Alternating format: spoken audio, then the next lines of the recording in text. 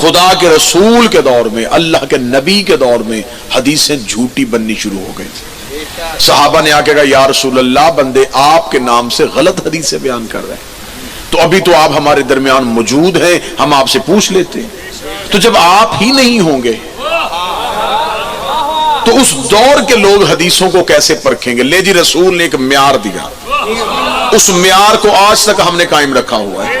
رسالت امام نے کہا تمہارے سامنے میری حدیث پڑھی جائے، اسے قرآن کے ساتھ ملا کے دیکھ لو، اگر قرآن کے ساتھ مل جائے تو سمجھنا کہ ہماری ہے، اگر قرآن سے مطابقت نہ کرے تو نبی نے یہ نہیں کہا کہ اسے گرا دینا، نبی نے کہا اسے دیوار پہ مار دینا، اس لیے کہ وہ ہماری نہیں ہو سکتی، وہ دشمن کی سازش ہو سکتی ہے۔ اب جو بندہ موضوع سننا چاہتا ہے، میں یہیں سے موضوع کا آغاز کرنے لگا ہوں۔ یہ معیار شیعہ مولویوں نے نہیں بنایا تھا، یہ نبی نے بنایا تھا کہ میرے بعد اگر حدیث پیش کی جائے اسے قرآن سے ملا کے دیکھنا، اگر وہ قرآن سے ملے تو میری ہے، قرآن سے نہ ملے دیوار پہ نہیں مارنا، وہ دشمن کی سازش ہو سکتی ہے، وہ نبی کی حدیث نہیں ہو سکتی۔ یہی وجہ ہے جب دربار میں زہرا گئی تو حاکم نے ایک حدیث پڑھی، بی بی نے فوراً قرآن پڑھ کے حدیث کو ملا کے دیکھا، اور بی بی نے اس حدیث کو دیوار پہ مار کے کہا نہ حدیث میری ہے، نہ منبر پہ بیٹھا ہوا وارث میرے بابے کا۔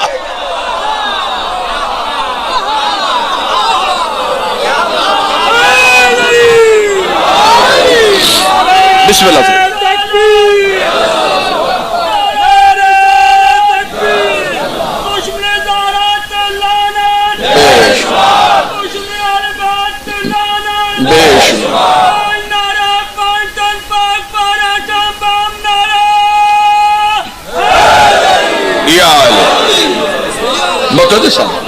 سیدان دربار میں حدیث کے بدلے میں حدیث نہیں پڑھی، حاکم نے ایک حدیث پڑھی، نبی کی بیٹی نے 40 آیتیں پڑھی۔ بی بی نے ایک ایک آیت پڑھ کے حدیث کو رد کی۔ بی بی نے کہا اگر یہ حدیث میرے بابا کی ہے تو اللہ کی آیت میں اس کا تضاد کیوں آ رہا ہے؟ اب اگر یہ بات کھل گئی ہے تو اب گھر گھر میں فدق پڑھنا چاہیے۔ آج کوئی اگر کتا یہ کہے کہ نبی کی بیٹی معاذ اللہ ثم معاذ اللہ خطا پہ تھی، اور میرا سلام ہے ان سنی علماء کرام کو، ہم تنگ دل لوگ نہیں، ہم تنگ ذہن لوگ نہیں، میرا سلام ہے ان اہل سنت علماء کرام کو جنہوں نے شیعوں سے پہلے جواب دے دیا، جنہوں نے ثابت کیا کہ ہمیں نہیں پتا سامنے بیٹھنے والا کون تھا، لیکن نبی کی بیٹی خطا نہیں کر سکتی۔ رسول کی بیٹی کے نساب کی لفظ منسوخ کرنا، کہ سیدہ دربار میں گئی اور اس مولوی نے کہا ہے اشرف جلالی ملعون نے، اس نے کہا کہ بی بی کے سامنے حدیث پڑھی گئی اور بی بی خاموش ہو گئی۔ میں پاکستان کے ہر ممبر پہ کہہ رہا ہوں، آج بھی ویڈیو کیمرے کی موجودگی میں پوری دنیا کو یہ پیغام سنانا چاہتا ہوں، میں آصف الوی اپنے لفظوں کا ذمہ دار ہو کے کہہ رہا ہوں، میں اپنی گردن کٹواؤں گا اور اپنی پوری جائیداد اس بندے کے نام لکھ کے دوں گا جو اپنے مذہب کی کتاب سے ثابت کرے کہ حدیث سننے کے بعد محمد کی بیٹی خاموش ہوئی ہو، بی بی حدیث سننے کے بعد چپ نہیں ہوئی، بی بی غضبناک ہو کے واپس گئی۔ بی بی نے حدیث کو قبول نہیں کیا۔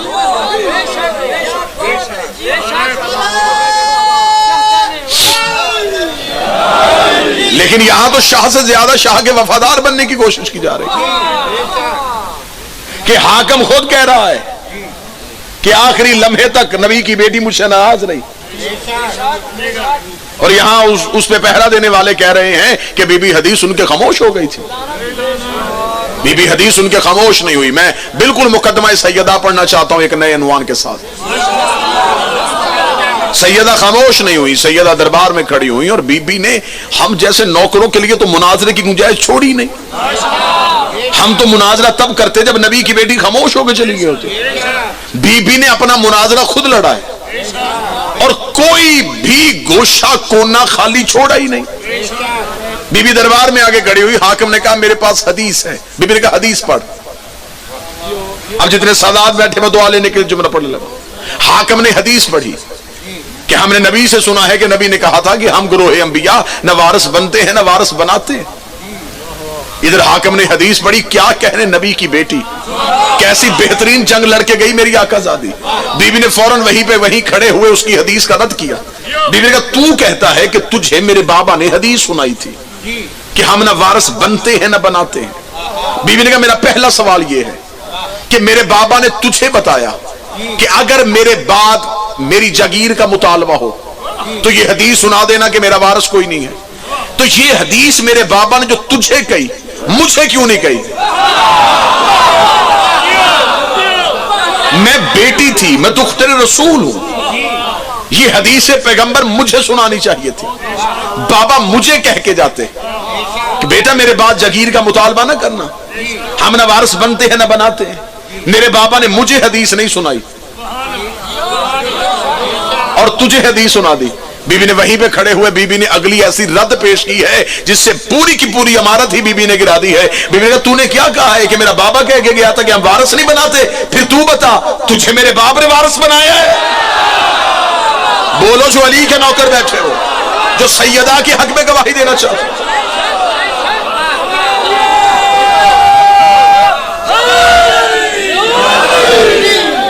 حضرت سی چیز ہی کیا دو جہاں کی ملکان ہے. حضرت سی چیز ہی کیا دو جہاں کی ملکان ہے. حریص لوگوں کو بس بے نقاب کرنا تھا اور جو دے رہے تھے حوالہ حدیث کا پڑھ کر انہیں حسبونا کو لاجواب کرنا. متوجہ صاحبان ہے، سیدہ نے کہا کہ تو کہہ رہا ہے کہ میرا باپ نے کہا تھا کہ ہم وارث نہیں بناتے، تو پھر تجھے میرے باپ کا وارث کس نے بنایا؟ اگر میرے باپ نے وارث نہیں بنایا تھا تو پھر تو میرے باپ کے ممبر پہ کیوں بیٹھ گیا؟ حاکم نے حدیث پڑھی. بی بی نے کہا اگر تو نے حدیث سنائی ہے تو میں تجھے قرآن سناؤں. بی بی نے پہلی آیت پڑھی، حاکم کے چہرے پہ موت کا پسینہ. بی بی نے دوسری آیت پڑھی، حاکم کے چہرے پہ زردی. بی بی نے تیسری آیت پڑھی. 40 آیتیں جب نبی کی بیٹی نے دربار میں پڑھ دی تو حاکم کے بدن میں کپ کپی طاری ہوئی. اس نے کہا حسین کی ماں میں حدیث پڑھ رہا ہوں تو جواب میں آیت کیوں پڑھ رہی ہے؟ اگر جواب دینا ہے تو حدیث میں دے. بی بی نے کہا تو نے کہا تھا میرے بابا سے، جب میرے بابا نے کہا تھا کہ آج تجھے حدیث لکھ دوں تو یہ کہہ کے آیا تھا کہ قرآن کافی ہے. آج میں قرآن سنا رہی ہوں، برداشت کیوں نہیں ہو رہا؟ تب تو نے کہا تھا کہ حدیث نہیں چاہیے.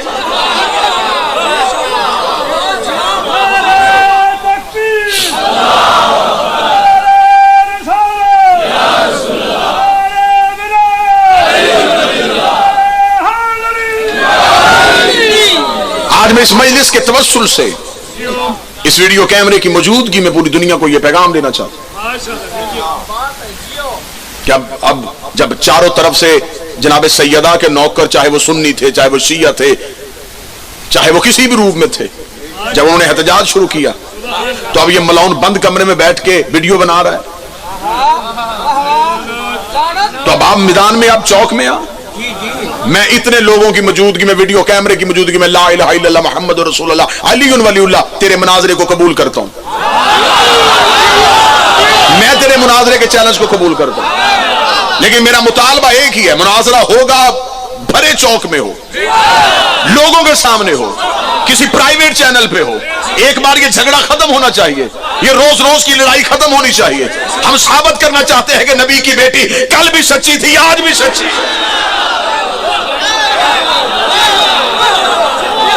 ہم احادیث کے ڈھیر لگائیں گے. تو کہہ رہا ہے کہ میں کم تک کے مولویوں کو چیلنج کرتا ہوں. وہ تو شیعہ مذہب کے کسی بڑے مولوی کو نہ بلا، میری قوم کے چھوٹے سے ماتوی کو بلا.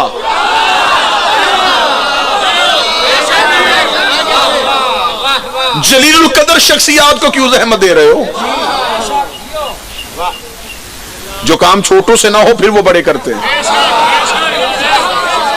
ہم امام حسین کے ماتمی حاضر ہیں، مناظرہ کر ہم پھر تیار، مباہلہ کر ہم پھر تیار. اور میں پاکستان کے مقتدر اداروں سے یہ اپیل کروں گا کہ اگر اس کی یہ خواہش ہے تو اس کی یہ آخری خواہش پوری کریں، کیونکہ اس ملعون نے واصل جہنم تو ہو ہی جانا ہے. تو اس کی زندگی کی آخری خواہش سمجھ کے اس کی قبول کرو. اسے کسی بھی جگہ پہ کسی پرائیویٹ چینل پہ لے کے آؤ, اس پرائیویٹ چینل کا 1 گھنٹے 2 گھنٹے 6 گھنٹے کا جتنا بھی آن ایئر پروگرام جائے گا وہ شیعہ قوم اپنی جیب سے ادا کرے گی. یہ لاہور چاہے, یہ کراچی چاہے, یہ اسلام آباد میں چاہے, یہ جگہ اپنی مرضی کی منتخب کرے. ہم مناظرہ کرنے کے لیے بالکل عملی طور پہ تیار ہیں اور تیری کتابوں سے ثابت کریں گے. تو کہہ رہا ہے کہ میں شیعوں کو گستاخ سیدہ ثابت کروں گا, تو ہماری آنکھوں میں آنکھیں ڈال, ہم تجھے گستاخ رسول ثابت کریں. تیری کتابوں کی تو سیاہی ابھی تک نہیں مٹی.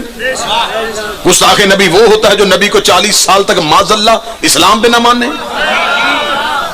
گستاخ رسول وہ ہوتا ہے جو نبی کو دائی کا دودھ پلائے. گستاخ رسول وہ ہوتا ہے جو نبی کو جبریل کے ہاتھ آپریشن کروائے. تو کہتا ہے یہ توہین رسالت نہیں ہے. ہم حکومت پاکستان سے مطالبہ کرتے ہیں کہ ہمیں 298A پہ مقدمہ نہیں چاہیے, 295C پہ مقدمہ چاہیے. 298A مقدس شخصیات کی توہین پہ ہوتی ہے, نبی کی بیٹی کی توہین, رسول کی توہین. اب تو پنجاب اسمبلی سے بل بھی پاس ہو گیا ہے کہ جو صحابہ کی توہین کرے وہ کافر ہوتا ہے. اسے دائرہ اسلام سے نکالو, اس کے خلاف سزا ہونی چاہیے, سخت سے سخت سزا دو جو صحابی کی توہین کرے. تو میں تو اس بل کا بہت دیر سے انتظار کر رہا تھا.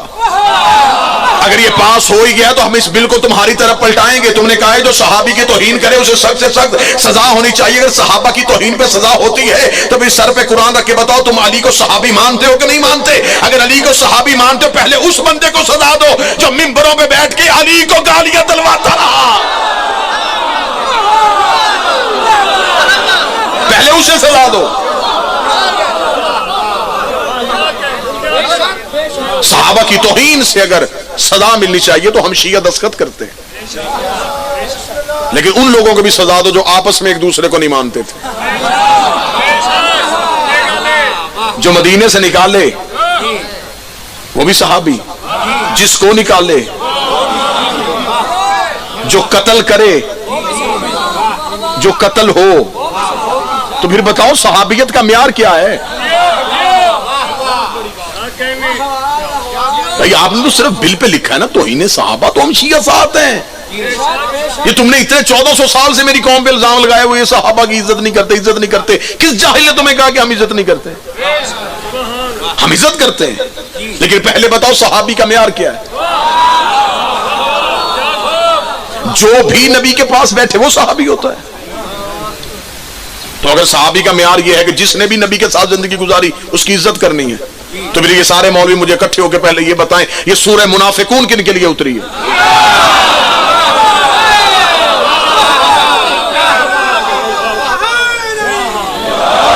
یہ سورہ منافقون کافروں کے لیے نہیں ہے, ان کے لیے علیحدہ سورت ہے کافرون. یہ منافقون کن کے لیے ہے؟ اس کا مطلب منافق اسلام میں مسلمانوں میں بیٹھے ہوئے لوگ. اور سورہ منافقون 2010 کے بعد والے لوگوں کے لیے نہیں ہے,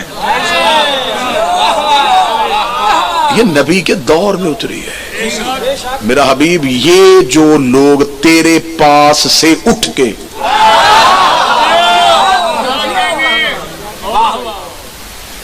قرآن میں ان کا ذکر ہے, پھر ہمیں ساری لڑائیاں ختم ہو جائیں گی. ہمیں صرف اتنا بتا دو یہ سورہ منافقون کن لوگوں کے لیے آئی؟ یہ ہے کڑوے سچ جو ہم بولتے ہیں اور تمہیں اچھا نہیں لگتا. یہ ہے وہ حقیقتیں جو تم سے برداشت نہیں ہو رہی. بھئی ہم کرتے ہیں صحابہ کی عزت, عزت کرتے ہیں. میں ویڈیو کیمرے میں کہہ رہا ہوں, اتنے لوگوں کے سامنے کہہ رہا ہوں, واللہ باخدا ہم عزت کریں گے. ایک شرط ہے, تو جس کی عزت کروانا چاہے ہم کرتے ہیں. تو نہ بتا, میں تاریخ میں کردار پڑھتا ہوں.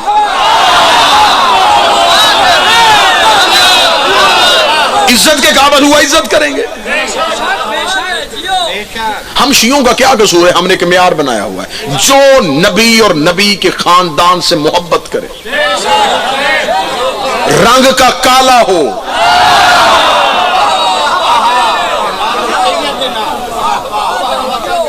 ہم اس کے پاؤں کے جوتی کے تلوے کے ساتھ لگے ہوئے ذرے کو بھی اپنے سر کا تاج سمجھیں. صحابی کی توہین کرنے والا صرف کافر نہیں، دائرہ اسلام سے خارج ہے، مرتد ہے، جہنم کا آخری ایندھن ہے۔ لیکن معیار صحابیت کیا ہے؟ سورہ منافقون کن کے لیے اتری ہے؟ یہ جو مسجد نبی نے گروائی تھی صحابہ کو بھیج کے، وہ کن نے بنائی تھی؟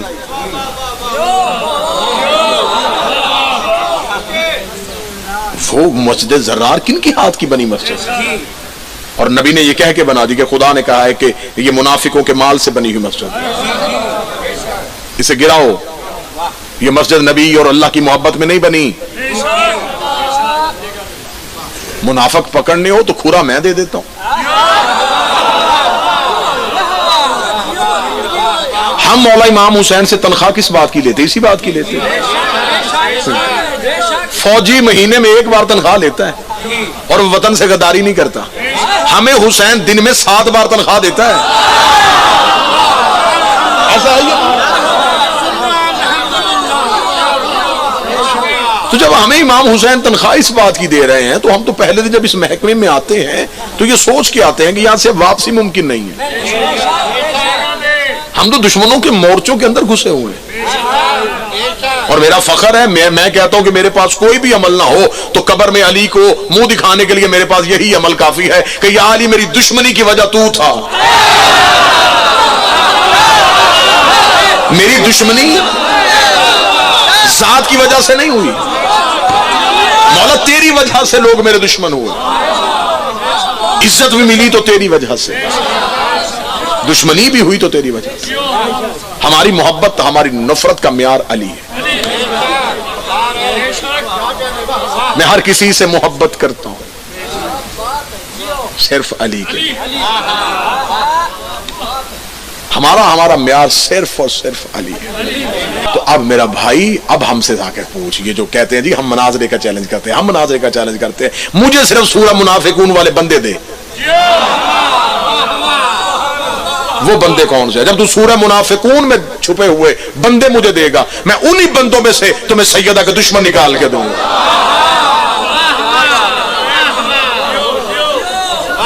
اے ملعون، اے گستاخ، اے حرامی ابن حرامی، تو نے یہ کہا کہ معاذ اللہ سیدہ کے لیے وہ جملہ میں دہرانا بھی نہیں چاہتا۔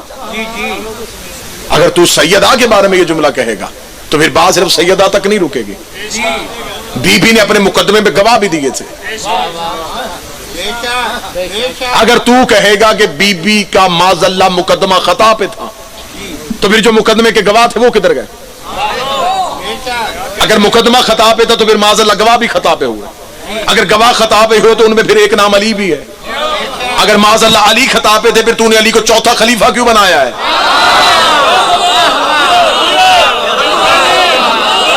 پھر علی کو خلیفہ راشد کیسے مانو گے؟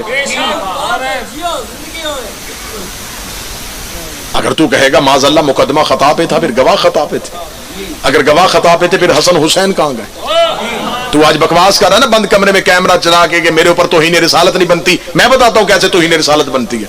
تو نے سیدہ کو معاذ اللہ خطا پہ کہا، اس کا مطلب سیدہ کا دعویٰ خطا، دعویٰ خطا تو گواہ خطا، اگر گواہ خطا تو ان گواہوں میں حسن حسین بھی ہیں، اگر حسین گواہوں میں ہے تو پھر نبی کی حدیث کہاں گئی؟ حسین منی وانا من الحسین۔ تم نے سیدہ کی توہین، سیدہ کے گواہوں کی بھی توہین کی، سیدہ کے گواہ کی توہین، سیدہ کی توہین نے رسول کی توہین۔ ڈوب کے مر جا جن پہ نماز پہ درود پڑتا ہے، اسے پوچھو اس ملعون سے کہ جب تو نماز پڑھتا ہے تو نماز میں آل محمد پہ درود پڑھتا ہے کہ نہیں پڑھتا؟ اگر تو درود آل محمد پہ پڑھتا ہے تو اس آل میں سیدہ ہیں یا نہیں ہے؟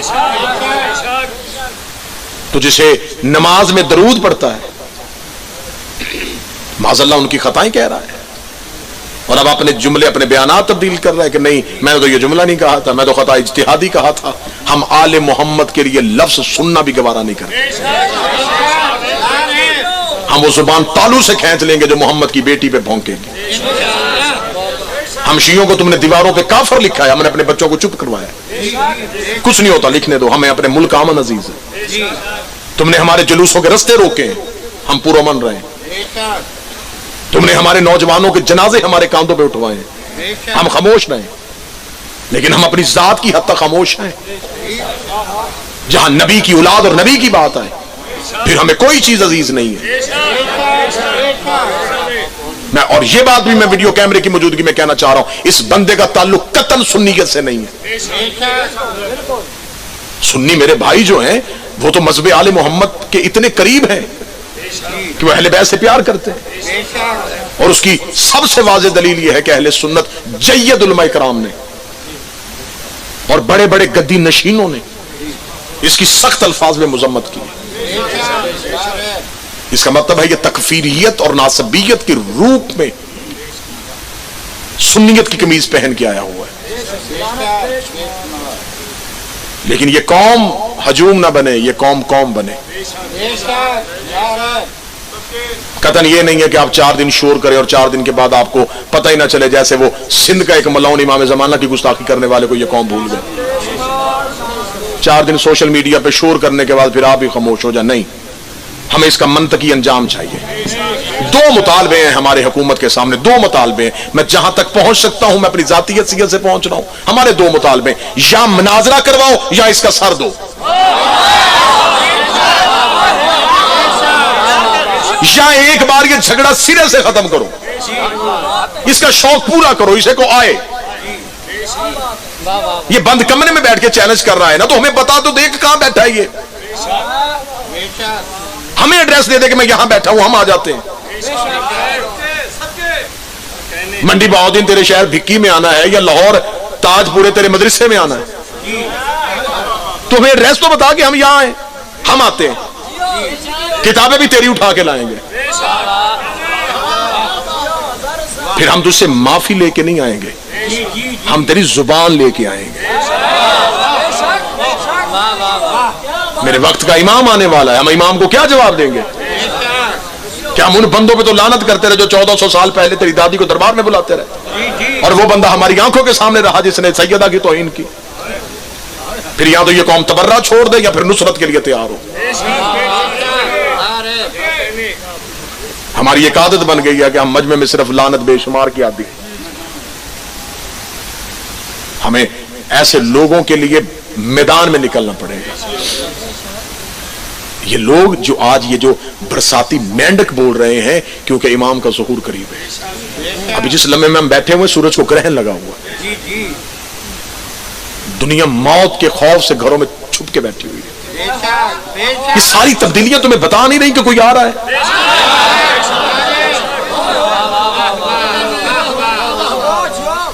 مریضوں کو کہاں لے کے جاتے ہیں؟ ہاسپٹلوں میں. ڈاکٹر منتیں کر رہے ہیں کہ نہ لے کے آؤ. لوگوں نے جنازے چھوڑ دیے، مصافہ چھوڑ دیے. یہاں تک ظلم ہو گیا ہے کہ روضہ رسول کی جالیوں پہ سپرے کیا جا رہا ہے. کعبے کا طواف رک گیا ہے، حرم حسین کے دروازے بند ہو گئے. تو تم کیا سمجھتے ہو یہ کام ہم نے کیا ہے؟ نہیں، انہوں نے مخلوق پہ اپنے دروازے بند کر دیے. جاؤ اب ہم سے بہتر کہیں کوئی پناہ گاہ ملتی ہے تو ڈھونڈ کے دکھا. یہ وہ وقت تھا جب ہم نے اپنا مذہب منوانا تھا، یہ وہ وقت تھا جب ہم نے اپنا عقیدہ منوانا تھا. یا مصلی پہ خاک شفا رکھنا چھوڑ دو یا پھر خاک شفا پہ یقین کرنا شروع کر دو. میرے امام کا فرمان ہے کہ خاک شفا موت کے علاوہ ہر چیز کا علاج. یا تو گھر میں عباس کا علم لگایا نہ کرو یا پھر اس پہ یقین رکھو. اگر یعقوب کو یوسف کے کرتے سے آنکھیں مل سکتی ہیں تو تمہیں علم کے پھریرے سے شفا نہیں مل سکتی. کیا سوچ کے تم گھروں میں بیٹھ گئے دبک کے؟ موت سے کون بچاتا ہے؟ یہ وقت تھا جب یہ دیکھ کتنا عقیدے کی ایک خطرہ آیا تو عقیدے کھل کے سامنے نہیں آ گئے. مسجدوں کو تالے، صفیں کھینچ لی گئی، دروازے بند کر دیے گئے، امام بارگاہ بند کر دیے گئے. یہ ہے عقیدہ، بس اتنا عقیدہ تھا.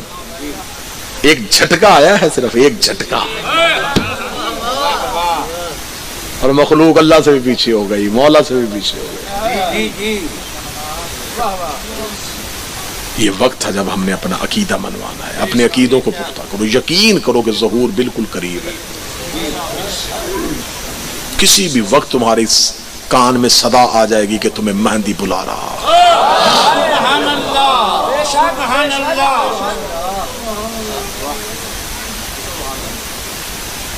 میرے سامنے کوئی مجھے ماں کی گالی دے, میں قتل کرنے پہ آ جاؤں, اور لوگ نبی کی بیٹی کو گالی دیتے رہے.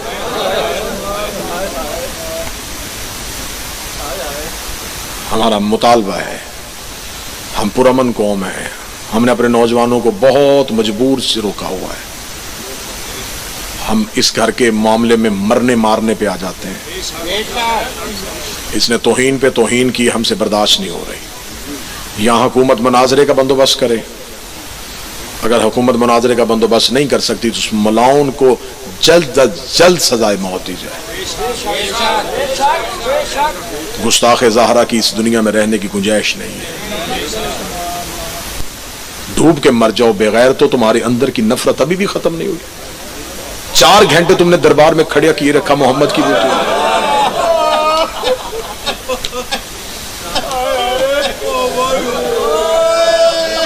تمہارے اندر کی حسرتیں ابھی بھی پوری نہیں ہوئی. تم نے محمد کی بیٹی کی چھت گرائی, تم نے رسول کی بیٹی کا دروازہ جلایا. جس درخت کے نیچے بیٹھ کے روتی تھی تم نے وہ درخت کاٹ دیا. جس چھت کے نیچے بیٹھ کے روتی تھی تم نے وہ چھت گرا دی.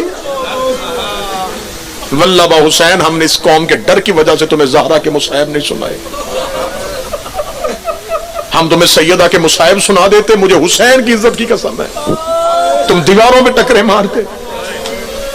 ہم تمہارے ڈر سے مجمع میں سید بیٹھے ہوتے ہیں, سیدزادیاں مجمع مجلسوں میں ہوتی ہیں. تھوڑا سا بھی سخت مصائب پڑھ دیا جائے, اگلے دن سیدوں کے فون آنے شروع ہو جاتے ہیں. نہ کریں جی, اتنا سخت نہ پڑھا کریں, ہم سے نہیں برداشت ہوتا. 1400 سال کے بعد بطول کے بیٹے سے برداشت نہیں ہوتا. اور ہمت نہیں, حسین کی سامنے دیکھ رہا تھا اور ماں کا ہاتھ چہرے پہ اتنی ستائی ہوئی تھی, نمازوں میں بد دعائیں دیتی رہی.